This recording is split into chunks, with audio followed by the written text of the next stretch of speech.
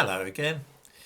If I were to answer the question posed in the title of this video, that is to say, what effect women have had on the workplaces of Britain and the United States in particular, I would say that they have made the working environment more like schools than anything else. Take the question of bullying. 50 years ago, bullying was something which happened in the playground at school. Now, the concept of adults being bullied at work, even in the army or navy, is accepted without question. What was once the rough and tumble of the workplace has become bullying and harassment. Adults must now behave themselves like good little boys and girls in the classroom. Much of this is due to the widespread presence of women at all levels in every place of work. Swearing, coarse conversation and horseplay were once fairly common in shops, factories, police force and even offices.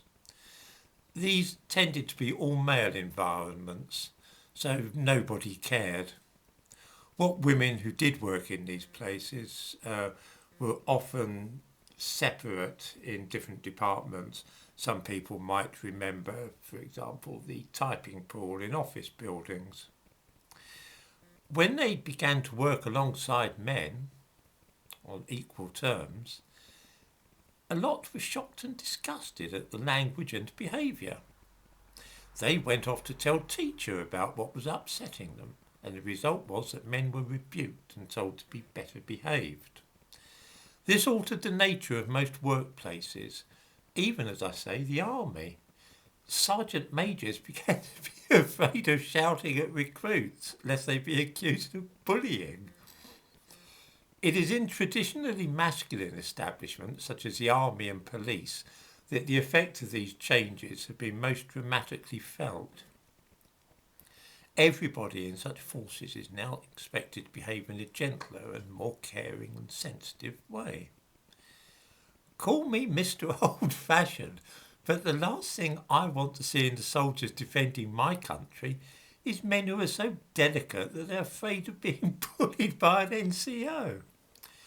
London's Metropolitan Police are, of course, now led by a woman. Remember during disorders last summer when police officers who should have been suppressing riots were instead kneeling before the people who had been daubing statues and trying to burn the Union flag? That was under the leadership of Cressida Dick. I noticed a while ago in a photograph that she has a chest full of medals, which interested me. At one time, commissioners of the Metropolitan Police often came from a military background, which was a good thing. Men like Brigadier General Sir William Thomas Francis Horwood, who was commissioner from 1920 to 1928, DSO, mentioned in dispatches no fewer than 7 times, and with a clutch of foreign wartime medals as well.